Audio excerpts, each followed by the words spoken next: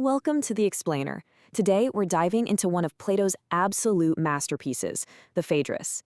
And we're using the classic Benjamin Jowett translation. Now, if you've ever wrestled with your own conflicting desires or wondered what makes an argument truly persuasive, or even questioned how staring at endless digital text affects your memory, well, you are in exactly the right place. We're going to unpack how Plato weaves all these seemingly wild, disconnected threads into one incredible, unified work. So let's get right into it. Here's our roadmap for today. We're covering A Walk Outside Athens, The Madness of Love, The Chariot of the Soul, The Art of True Rhetoric, and finally, The Myth of Writing. Part 1, A Walk Outside Athens. So we kick things off with a pretty rare scenario.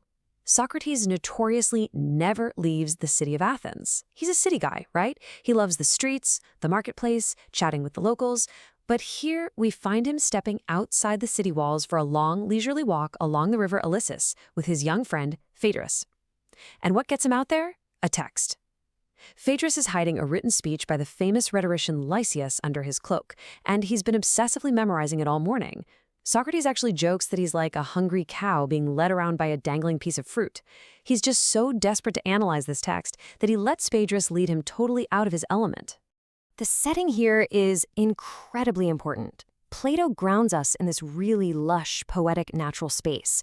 They find a massive plane tree, a grassy slope to rest on, and a stream that is, as Socrates says, deliciously cold to the feet. It's a gorgeous, tranquil stage, and it perfectly primes us for the incredibly deep philosophical debate that's about to unfold. Part 2, The Madness of Love. Now, the actual dialogue kicks off with a totally bizarre debate about romantic love, prompted by that speech Phaedrus brought along. Lysias argues this really counterintuitive point. He says a rational, emotionally detached non-lover actually makes a better companion than a crazed, passionate lover. His logic?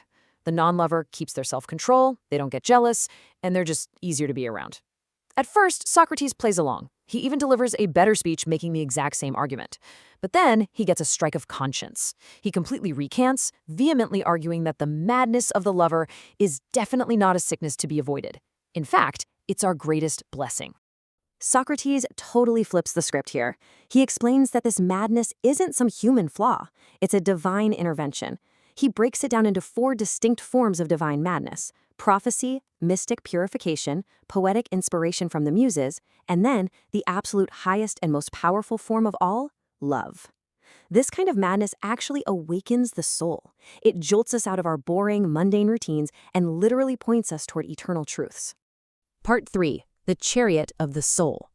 To explain how this divine madness of love really works, Socrates drops what is probably the structural anchor of the entire text, an absolutely unforgettable allegory for the human mind.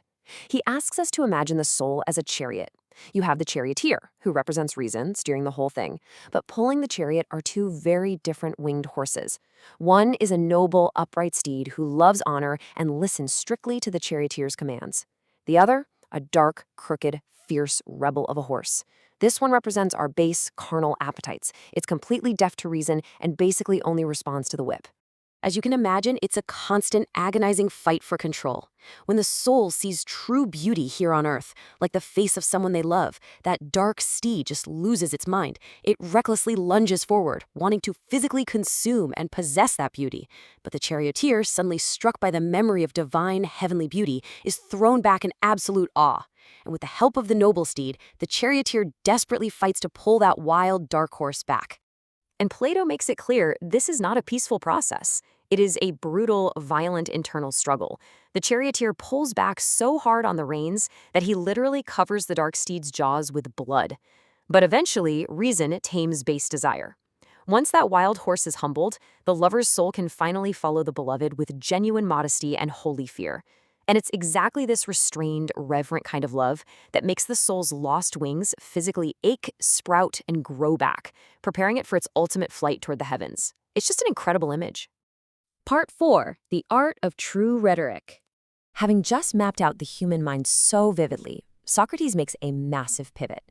He jumps from the intense passion of love straight into the mechanics of communication and speech writing. But he's actually tying everything together here. His point is this: if you want to be a great speaker or a great writer, like Lysias claims to be, You can't just memorize a bunch of technical rules. If the ultimate target of your speech is the human soul, then you absolutely must understand the very soul, the charioteer, and those two crazy horses that you are trying to persuade. Socrates essentially dismantles the popular speechwriters of his era. These guys claimed that to win in a courtroom, you don't actually need the truth. You just need probability, or whatever sounds the most convincing. But Socrates calls this out as mere deception. He argues that true rhetoric is literally impossible unless you first do the exhausting philosophical work of discovering the actual truth. Because honestly, only someone who really knows the truth can safely navigate all those tricky little resemblances to the truth without misleading people. He uses this brilliant analogy. Think of a doctor. A doctor has to deeply understand the physical body to prescribe the right medicine, right? Well, a true orator has to deeply understand the different natures of human souls. A master speaker knows exactly which types of arguments applied to which specific types of souls will actually cure them and produce real virtue. It requires a massive amount of empathy and psychological insight. Part 5, the myth of writing. This brings us to the final, and honestly, most prophetic section of the explainer.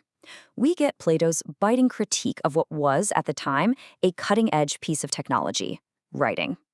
Socrates tells Phaedrus this old Egyptian myth about the god Theuth, who invented numbers, geometry, and letters. Theuth excitedly shows off his invention of letters to King Thaumas, bragging that writing is basically a miracle drug that will make people so much wiser and massively improve their memories. But King Thaumas isn't having it. He delivers a totally devastating verdict. He tells Theuth, "You've got it completely backwards."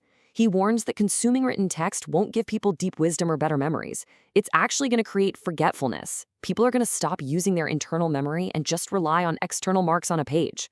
Even worse, because they can read all this stuff without a real teacher to guide them, they're going to become incredibly arrogant. They'll have the illusion of knowledge without actually possessing any real understanding.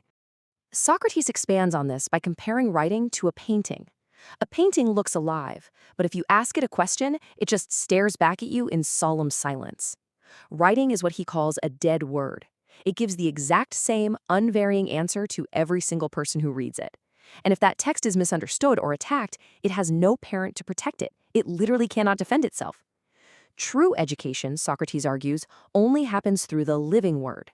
That means the breathing, adaptable back and forth of a real spoken conversation, an idea that gets deeply engraved directly into the soul of the learner. He caps this off with a really beautiful gardening metaphor. He says, writing a text is like planting seeds in a shallow little window box during the blazing heat of summer just for fun. Sure, it might look pretty, and yeah, it sprouts in like 8 days, but there's no depth to it. A serious farmer, a true philosopher, plants seeds in deep, fitting soil. Now, those seeds might take months to grow, but they bear real, nourishing fruit that perpetuates itself in the minds of others. So, as we wrap up this explainer, let's look at the big picture. We've gone from a quiet walk by the river to the violent taming of our inner desires, all the way to a profound warning about the limits of the written word. And it leaves us with a pretty heavy question.